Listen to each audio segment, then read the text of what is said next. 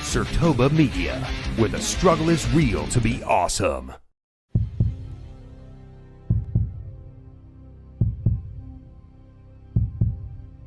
The following podcast is scheduled for one fall. And remember, don't run from it. Run through it. Welcome to the grind. It's a battle royale. It's a ringside broadcast from the underground. On the beat, Kurt Angle with the takedown. Swan Tom bomb off the ropes, bring the place down. Okay, the number one pod with the attitude.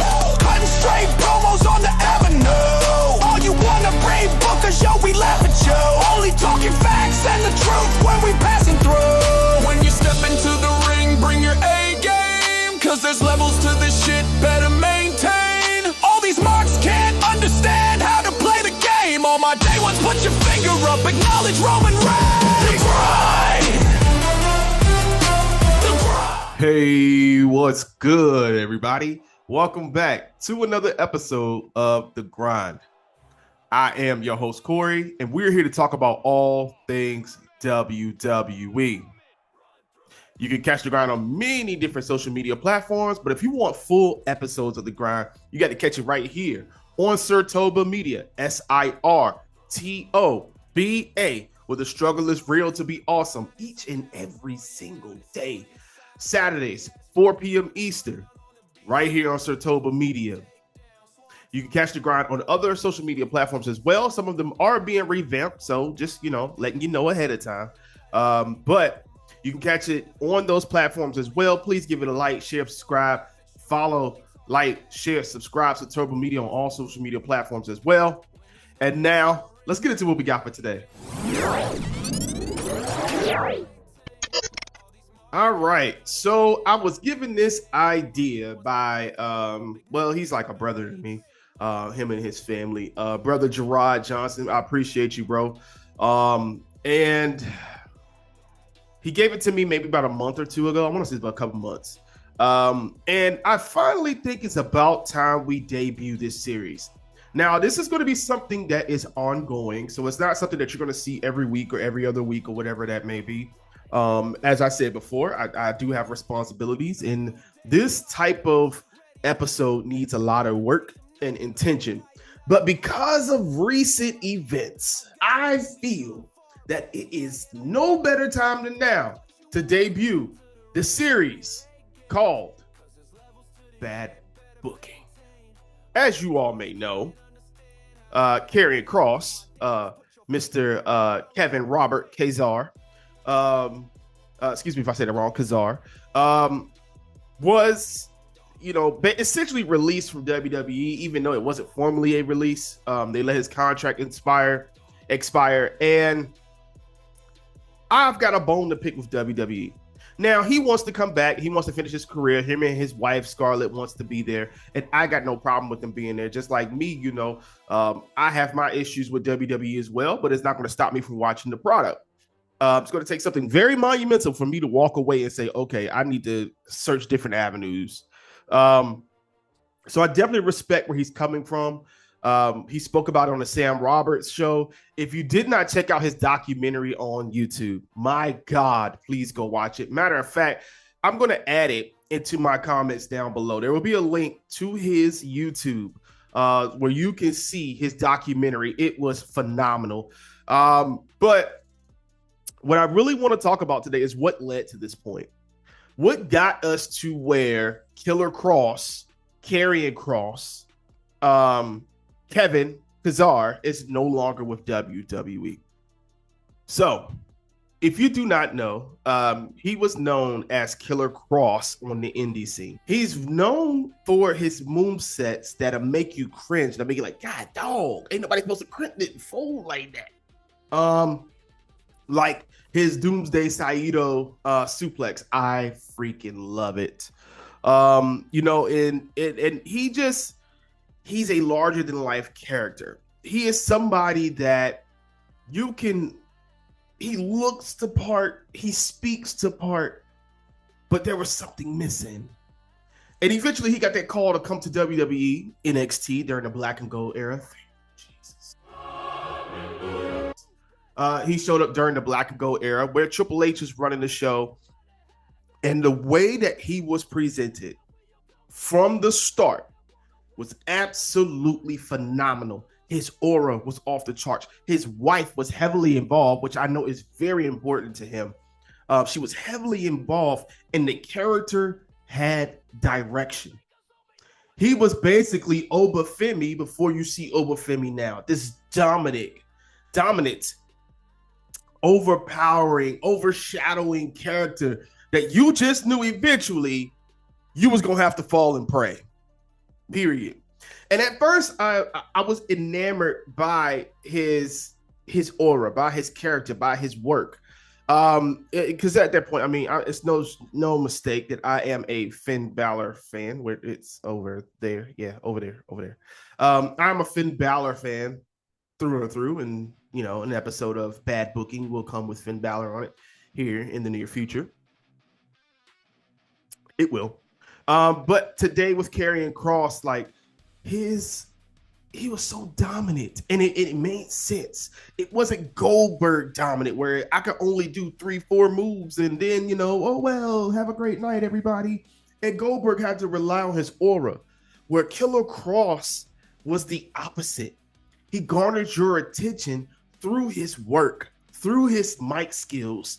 I mean, he was talking trash in the ring, you know, and it just, the only thing that was missing was the aura of his entrance. What was going to make you grab your attention, right? Initially. And Triple H figured it out. He went on in NXT on a dominating run, became NXT champion, got in some great feuds. He unfortunately was injured and had to relinquish the title in NXT and garnered it back from Finn. But it's just one of those things where it's just, he had it all in NXT. He had it all. And per usual, the person whose name we will not say here on this show, he had to fuck it up.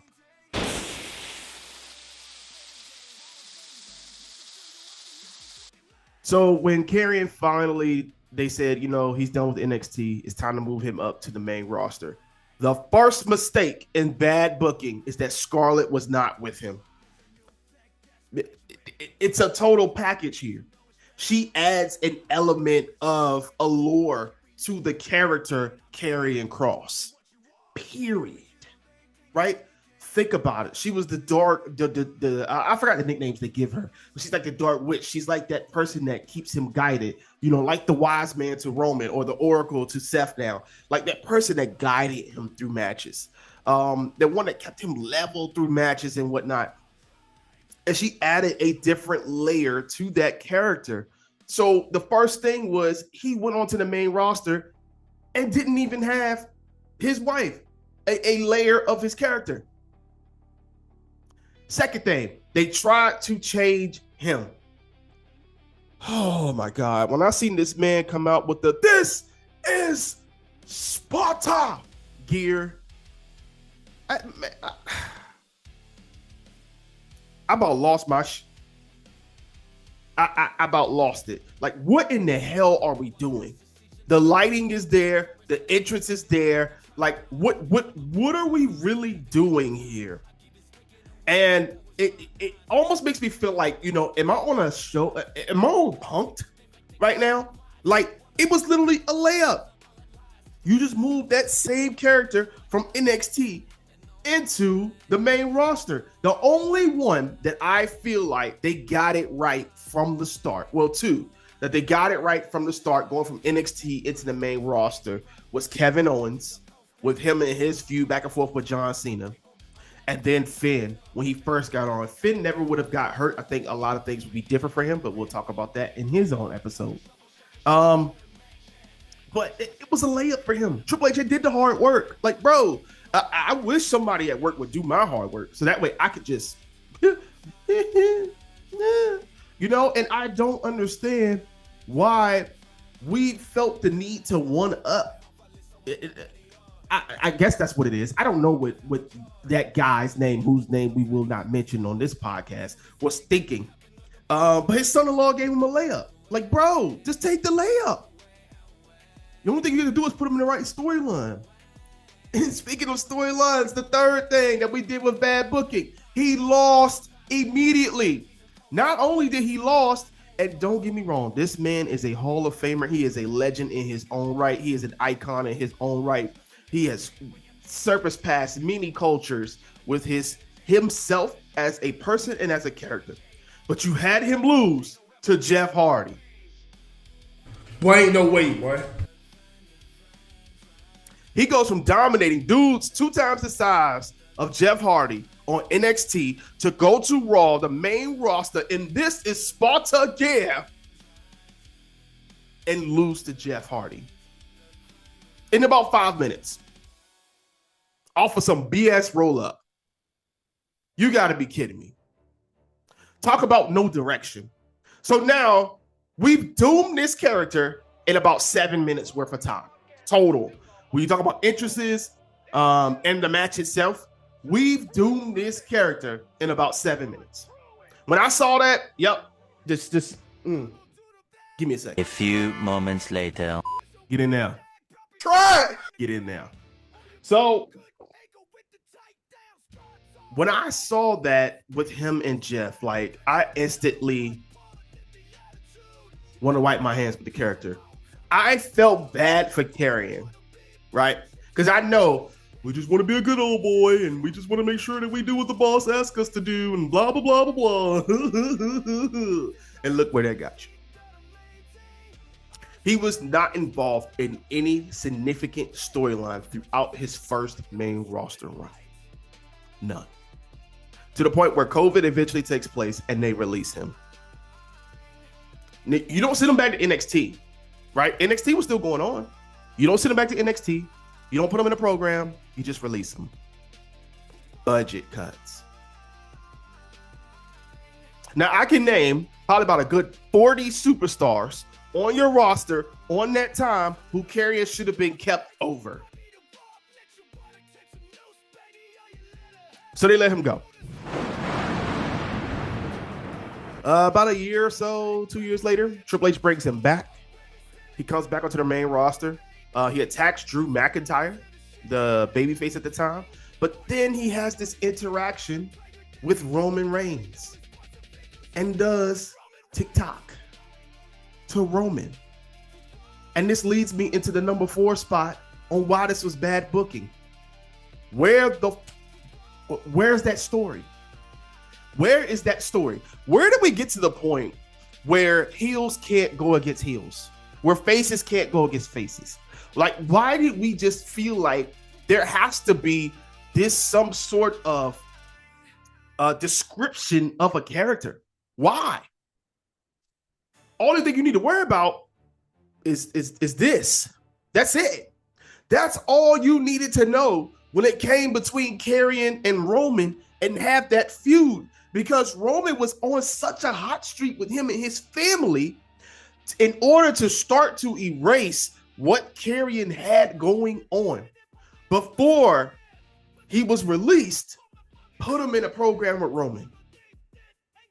Roman could have finished with Drew because they were doing some Clash of the Castle, if I remember correctly, before Solo was being introduced. You could have had something with Karrion with Roman immediately after that match. Put him in a cross jacket. Take out his family members one by one, so that way it could be one-on-one between the two men. Roman still could have got over, but Karrion would have got that rub. At the time, nobody was touching Roman.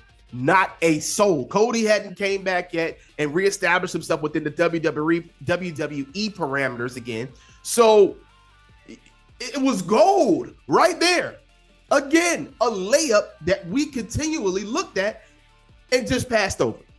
So now we just got him doing little silly things around, right?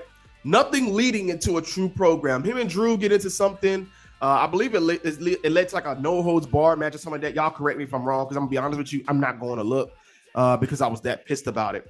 But when you think about, the situation in itself, he was not put into any programs. None. Nothing significant anyway. Nothing. Which leads me into number 5. We finally get him into a faction. So we bring back the Authors of Pain and Paul Ellering simply to put him with Karrion Kross. We put him with Karrion Kross. You see a slight change to his character. It's not as dark as it was, but it's definitely sinister, right? That Hitman vibes, like, bro, like you take this step and it's over for you type thing. Like his promos was very deliberate. It was very much so around, I have a plan, and if you're a part of that plan, you better look over your shoulder at any given point in time. I still felt like the TikTok part of his character still could have gotten over. I do. I feel like we didn't explore that as much as we should have.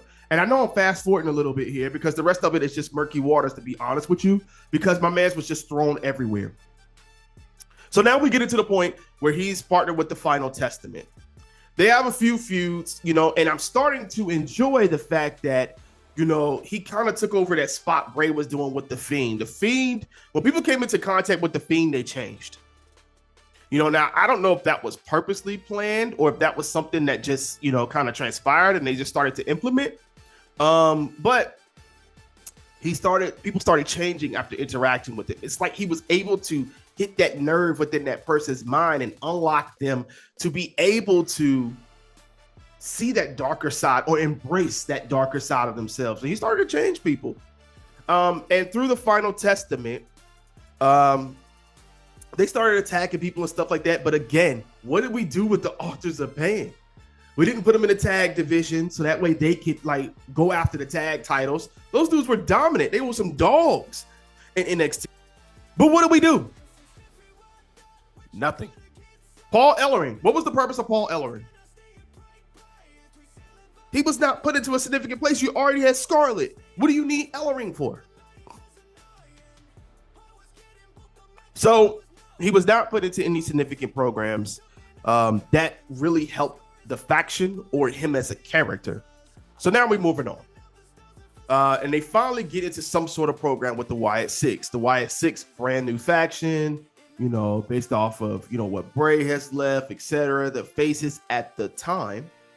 And, you know, it kind of makes sense how they set up the group. You're getting Scarlett into the ring, but she is a very good wrestler, which people don't really know that about her. Scarlett's a good wrestler. She used to wrestle through TNA or Impact and the indie scene and whatnot. So you got Nikki there. Them two could have a wrestling match, etc. And you start this thing with Nikki stalking her and all this stuff like that. And it's like, all right, cool. Like, we're getting somewhere. Like, you know, all right, we starting to cook up here. They have one match. I believe Howdy it was that got hurt. Somebody from the Wyatt-Sicks got hurt. But why couldn't you keep on the story? I don't understand that. We immediately move them to SmackDown, meaning the Wyatt-Sicks, and leave the Final Testament with nothing. So we start building this long-term story between the Six and the Testament that was supposed to culminate at WrestleMania, by the way. And it doesn't come to fruition. So our plan to pivot was to completely remove a team from the situation for no God-given reason, right? Nobody says, hey, we playing a trade, no nothing. Just hey, Wyatt-Sicks on SmackDown now. And now we leave the Final Testament in waters. Immediately after that, eventually Akam and Rezar and Paul Ellering was let go. And now we see Karrion back by himself again. But he starts to do something else. He's going back into that character of changing people and getting them to realize that devil on their shoulder, right? What the devil you know versus the devil you don't. It was something he was starting to, you know, play on. And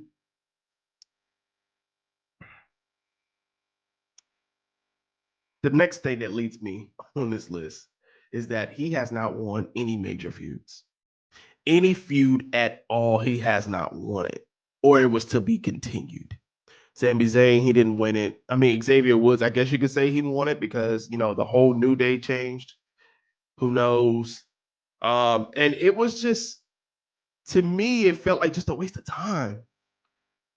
We're not digging deep into this character to really understand what the motives of the character is. If you understand the motives of the character, then you kind of start to buy in on what this person is doing, but nothing seemed clear as to what he was doing, but him himself was just so captivating. I could sit and listen to him talk all day if he wanted to do promos, because he was just being himself, is what I felt. Now, you could correct me if I'm wrong, Mr. Kazar. And I think that he was only working with what he had or what he was allotted. He was only working with what he was allotted. And it sucks. He's extremely talented. And to sit there and watch now the fans starting to really grasp his importance, things started to change. Things started to change for him. And the fans started getting behind him over the last few months. And WWE did nothing about it. They did not get behind him. They started to. They act like they were, but they did nothing. They did nothing. And it's sad because you see somebody who's 40 years old, who has worked his tail off his entire life, wanting to get to this point, wanting to be with your company, wanting to do whatever you ask him to do. But the only thing he asked for some parameters to be himself. And allegedly in this new era with Triple H, they're just giving them, the stories or whatever work they have, and they have to kind of make it work, which I'm fully with, right? Give me the keys and let me figure it out. I got no problem with that. But did we properly set them up for success beforehand? And the answer is no. He got himself over. And the last thing I'll say as far as the bad booking goes, bad business. Point blank, period. You go to shows, they're chanting his name, and you don't have his merchandise available for people to purchase until months later. You don't have him on every episode of Monday Night Raw, even if it was a 2-minute segment, to see what would come from it. And then the worst freaking hypocritical thing, in my opinion, of all, you don't have to say it, I'll say it for you, sir, is that you sent a bullshit to give this man a contract a week before his contract expires. And just because he asked for what was the parameters, how did you get to this point of saying that this is what I'm worth, basically? It's all he asked for. It's basically a performance review. You see that in jobs all the goddamn time. And y'all don't give this man that? But instead you decide to be petty and rescind the offer like he should be grateful? Who the fuck y'all think y'all are? That shit is disrespectful beyond rapport. It's disrespectful. And I don't appreciate how you all, meaning WWE, treated this man. Treated him. Dakota Kai, y'all treated her like trash. And she was getting over. She should have won that Intercontinental Championship from the start. And it's no shade to Lyra Valkyria. This man, Karrion Kross, got himself over. How many superstars can get themselves over? No help. Not story-driven, nothing. He did it with the fans. You make an organic connection. I thought that was the point of this thing. You make a connection, you get an audience reaction, and then I give you more. You give me a bigger one and I give you more. You start to make money move, I give you more. I thought that was the point of this whole thing, but maybe I am just blind. So those are the factors that I feel made this bad booking. Overall, a bad experience, if I'm being honest with you, when it comes to Karrion Kross. Y'all, meaning WWE, you made a terrible mistake. And if I was you all, Triple H, get on the phone and call this man. There is no liaison no more. Cut that crap out. Cut it out. If Roman wanted to talk, you ain't sending no liaison to talk to Roman.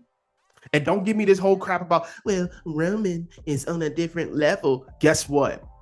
guess what? That means you're not being inclusive. You don't have belonging in your workplace if Karrion can have a conversation with that man. Bruce Pritchard. Did you get on the phone and call him? Did you talk to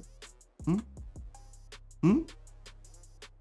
The Rock was on the phone and instrumental with keeping Drew McIntyre at WWE to where he brought this man a sword. Did you get on the phone and talk to Karrion Kross, Rocky?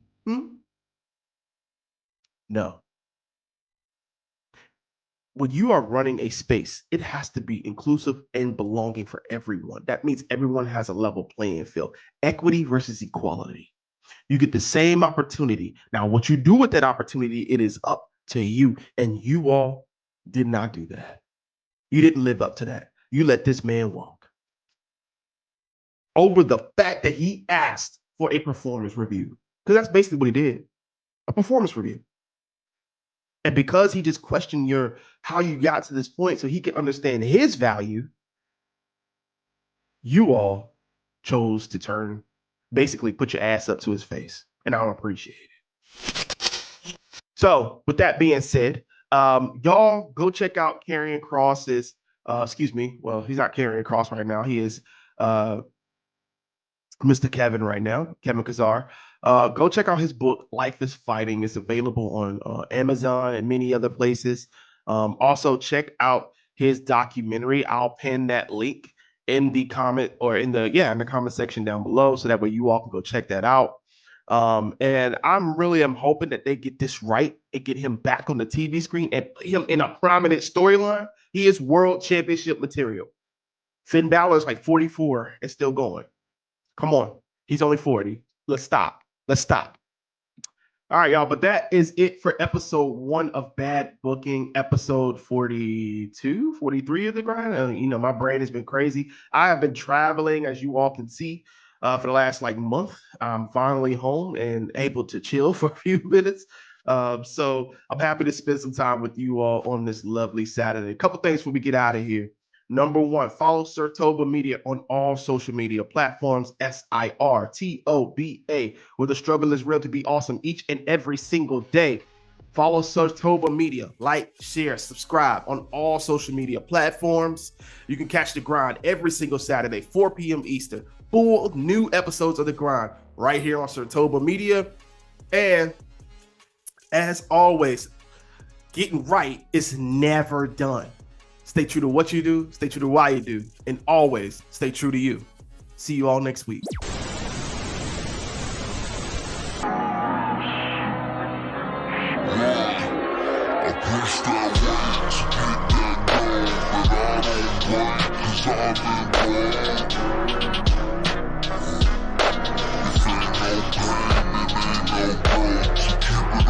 100